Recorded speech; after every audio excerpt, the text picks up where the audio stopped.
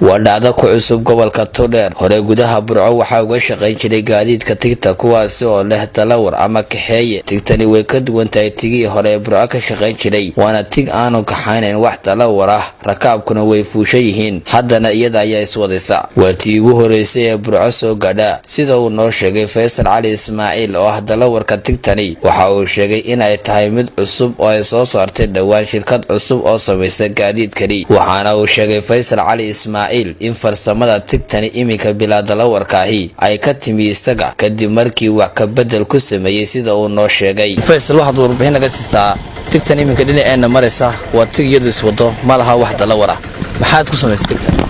waxaan ku sameynay waxaan ka bedelay wax ka mid ah iyada ordayn badan baan ku wadnay oo shirkad cusub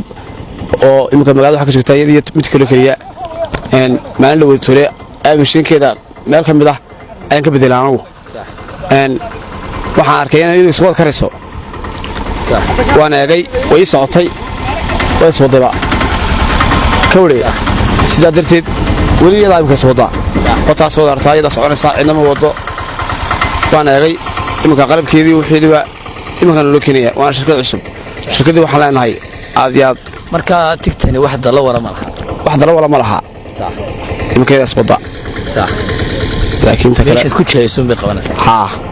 meel kale ma qabanayso wadigaas ku artay iminka soo dad ka war ma ka rakaabka wado kale aad iyo aad wallahi Soomaaliyeed ugu shaqeystaa صح Soomaaliyeed ugu shaqeystaa waxaan ku dhow waa ana kaxaya ana wada markasta ana wata صح waana shirkad cusub oo waxaan baliyay shirkad cusub ay weesh keentay waxaan rajeynay qaar kale loo keento oo noocaas kala صح waana naafto tani ma badrool sidoo naafto marka صح haye ka waxaan baliyay shirkad cusub ay keentay Hindra magaceeda baasha kala Hindra marka adigu wax ka bedel kuma sameyn laakiin shirkadda saas ay ku soo ha marka hore ana eegay mishiinkeeda waa mishiin weyn laba waayiro ka wankay ka tuuga baan anaga kala bedelay wankii baan xagga ka safgaray kadib wankii xagga martan ka galiyay iyada soo faantay صح waxaan waa siiq ana ka bedelay siiqi xagga dabaayaan wankii soo galiyano marka iyada soo waa mid ku cusub gobolka Togdheer iyo guud ahaanba Somaliland waana markii ugu horeysay ee la arko tig bilaa dalawar ah oo iyadu iska xaynaysa Cabdilaahi Maxamuud Muuse Xudayfi Horyaal TV Burco